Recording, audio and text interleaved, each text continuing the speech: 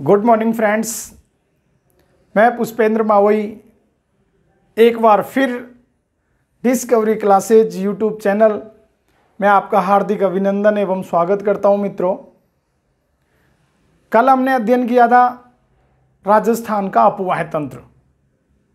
3 class हो चुकी हैं राजस्थान के अपवाह्य तंत्र के अंतर्गत और आज चौथी क्लास है। कल मैंने जब आपको अरब सागरीय अपवाह्य तंत्र के अंतर्गत माही नदी के बारे में बताया था कल वाली क्लास में, और आज मैं बताऊंगा माही नदी की सहायक नदियों के बारे में, और उसके नेक्स्ट बाद हम पढ़ेंगे बंगाल की खाड़ी का अपवाह्य तंत्र। तो देखिए, माही नदी की सहायक नदियों के लिए मैंने कल आपको एक ट्रिक लिखाई थी, याद हो तो? ट्रिक याद है क्या? तो वो ट्रिक थी मित्रों, चलो नहीं है तो मैं बता देता हूँ। ट्रिक थी, ये थोड़ा कम चल रहा है, और ट्रिक थी सोजा मोरे अर्जुन चाचा। क्या थी? सोजा मोरे अर्जुन चाचा। ये किसकी ट्रिक है? तो माही नदी की सहायक नदियों के लिए है। एक बार पुनः रिपीट करो मेरे साथ, सोजा मोरे अर्जुन चाचा। क्यों सुला रहे हैं आपको पता होगा, क्योंकि जब अर्जुन चाचा सो जाएंगे तो फिर आपको पता है आपने क्या करते हैं, सोने के बाद घर वाले जब सो जाते हैं तो फिर आराम से फेसबुक चलाते हैं, व्हाट्सएप चलाते हैं, चैट, ट्विटर, गूगल, टेलीग्राम, जो भी है। तो इसलिए हम बोल रहे हैं कि सोजा मोरे अर्जुन चाचा। देखो कौन कौन सी बनती है मित्रों, बताओ। तो देखो, सो से क्या बनेगी बताओ? तो सो से बनती है सोम नदी, और जा से क्या बनती है? जा से बनती है जाखम नदी। मो से क्या बनती है? मो से मोरेन नदी। ऐसे क्या बनती है? अनाश नदी। और चे से क्या बनती है? इससे एक तो बनती है चाप, इसी का दूसरा नाम कई बुकों में मिल जाता है चेप। तो ये नदियां बनती हैं इस ट्रिक से। ये मैं कह सकता हूं कि ये नदी, पांचों नदियां किसकी सहायक नदी हैं? माही नदी की सहायक नदी हैं। देखो कौन कौन सी है, मेरे साथ एक बार लाइन बोलोगे। देखो, जब मैं आपसे कहूं कि रिपीट करो तो उसमें कंजूसी नहीं होनी चाहिए। जब आप मेरे साथ रिपीट करोगे तो 50% तो आपको यही याद हो जाएगा। फिर एक बार मैं बोलता हूँ स्क्रीनशॉट ले लीजिए, तो स्क्रीनशॉट लेने का मतलब ये है कि फ़ोन मेमोरी को, गैलरी को भरना नहीं है। जब भी आपको 2-5 मिनट का फुर्सत मिले तो उस समय आप उसको देख लीजिए, ताकि आपका वीडियो का MB बच जाए और ज़्यादा टाइम खराब नहीं हो। तो देखो, सोजा मोरे अर्जुन चाचा। सो से क्या बनता है? सोम। जा से जाखम। मो से मोरेन। ऐसे अनास और चा से चाप नदी बनती है। अब देखो, एक एक नदी के बारे में मैं आपको बता देता हूँ।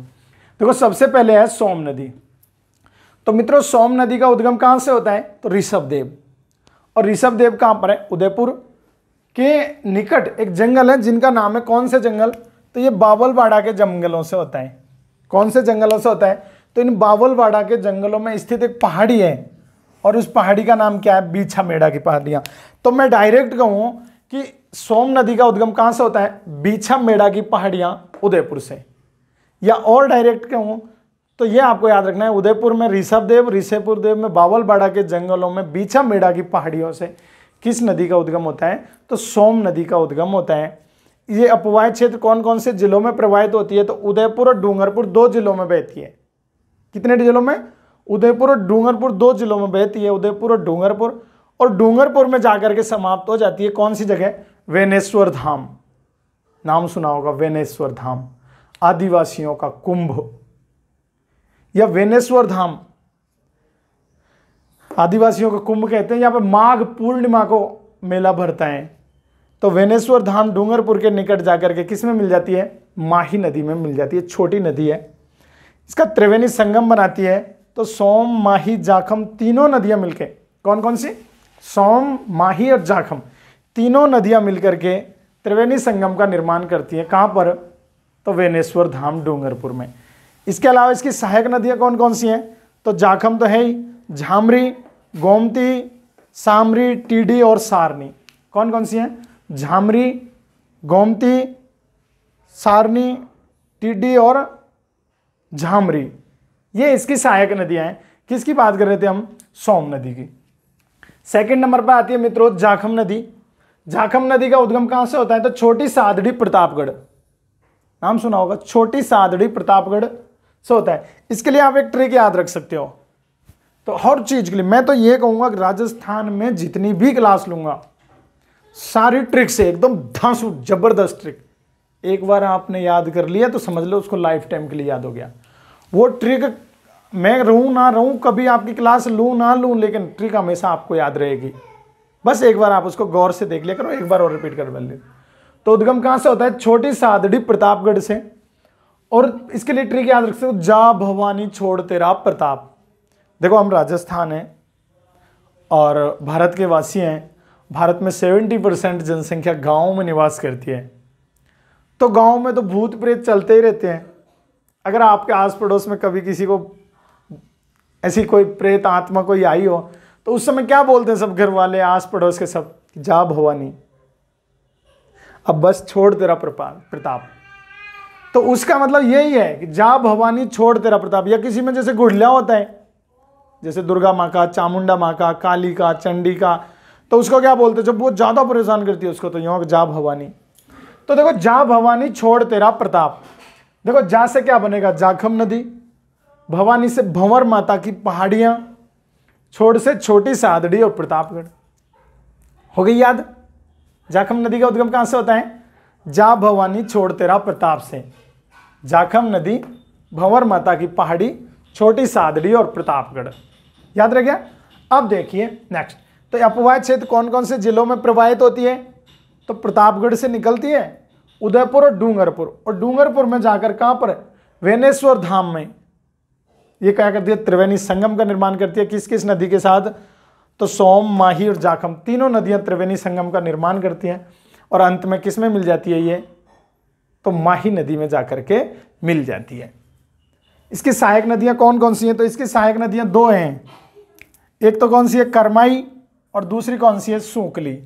याद रह जाएंगी, करमाई और सूकली। देखो मैं इन छोटी नदियों पर इसलिए फोकस कर रहा हूं क्योंकि आज के टाइम में एग्जाम के अंतर्गत बड़ी नदियों को नहीं पूछा जाता, क्योंकि उनको इतने क्वेश्चन बन चुके, इतनी क्वेश्चन एग्जाम में पूछे जा चुके कि अब उनमें क्वेश्चन बनाने जैसी कोई गुंजाइश ही नहीं रही। तो आजकल छोटी नदियों, राजस्थान की जो RAS एग्जाम हुई थी, सबसे हाई एग्जाम होती है, उसके अंदर के 4 नदियों को पूछ लिया और सबसे छोटी नदी का नाम दे दिया पश्चिमी बनास नदी, जो सिरोही जिले के सोनवारा गांव से निकलती है, कि निम्न में से सबसे छोटी नदी है। कई ने तो उसका नाम ही नहीं सुना, नाम सुना उसको लंबाई पता नहीं, लंबाई पता थी उसको ये पता नहीं कहां से निकलती है। तो ऐसे छोटे क्वेश्चन। तो सहायक नदी करमाई और सूकली। करमाई और सूकली किसकी सहायक नदी है? जाखम नदी की। जबकि झामरी, जाखम, गोमती, सामरी, टिड्डी और सारनी किसकी नदी है? तो ये माही नदी की, इनडायरेक्टली वैसे सोम नदी की सहायक नदियां हैं। अब देखो थर्ड नंबर पर आती है मोरेन नदी। और मोरेन नदी का उद्गम कहां से होता है मित्रों? तो डूंगरपुर की पहाड़ियों से होता है। कहां से होता है? डूंगरपुर की पहाड़ियों से होता है। और ये केवल डूंगरपुर जिले में बहती है और गलियाकोट के निकट किस में मिल जाती है? गलियाकोट के निकट माही नदी में मिल जाती है।